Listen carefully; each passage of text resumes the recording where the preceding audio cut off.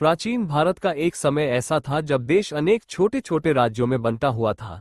इसी उतार चढ़ाव भरे युग में एक युवा चंद्रगुप्त मौर्य का जन्म हुआ। वो एक साधारण परिवार से था, लेकिन उसके दिल में राजगद्दी का सपना था। चंद्रगुप्त ने अपने बचपन में सुना था कि उसके देश की स्थिति बहुत खराब है। विदेशी आक्रांता, विशेष रूप से सिकंदर, ने भारत के उत्तरी भागों को अपने अधीन कर लिया था। देश की स्वतंत्रता की चाह ने उसे हमेशा प्रेरित किया। संघर्ष की शुरुआत एक दिन चंद्रगुप्त ने अपने दोस्तों के साथ जंगल में शिकार करने का निश्चय किया। वहां उसकी भेंट एक वृद्ध योगी से हुई, जिन्होंने उसे बताया कि एक महान साम्राज्य की स्थापना उसकी किस्मत में है। उन्होंने उसे कुश्ती और युद्ध की कला सिखाई। चंद्रगुप्त ने उन शिक्षाओं को अपने दिल में उतारा और अपने शरीर को मजबूत बनाने के लिए दिन रात मेहनत की। संगठित सेना। कुछ वर्षों बाद चंद्रगुप्त ने अपने दोस्तों को इकट्ठा किया और एक छोटी सी सेना बनाई। उसने देश के विभिन्न हिस्सों में जाकर लोगों को एकजुट करने का प्रयास किया।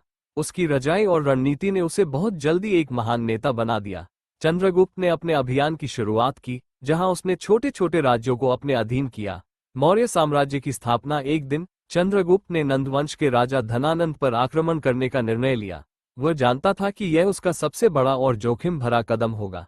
चंद्रगुप्त ने अपनी सेना के साथ एक भयंकर युद्ध किया। उसकी कुशलता और रणनीति ने उसे विजय दिलाई। धनानंद की सेना को हराने के बाद चंद्रगुप्त ने मौर्य साम्राज्य की स्थापना की। एक महान सम्राट चंद्रगुप्त ने अपने साम्राज्य को संगठित और समृद्ध बनाया। उसने शिक्षा, व्यापार और कला को बढ़ावा दिया। उसके शासनकाल में भारत ने एक नई ऊंचाई हासिल की।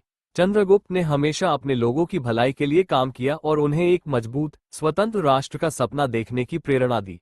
अंत में चंद्रगुप्त मौर्य का नाम आज भी भारतीय इतिहास में स्वर्णाक्षरों में लिखा जाता है। उसकी संघर्ष की कहानी और साहस ने पीढ़ियों को प्रेरित किया है, ये दिखाते हुए कि एक साधारण व्यक्ति भी अपने दृढ़ संकल्प और मेहनत से महानता हासिल कर सकता है।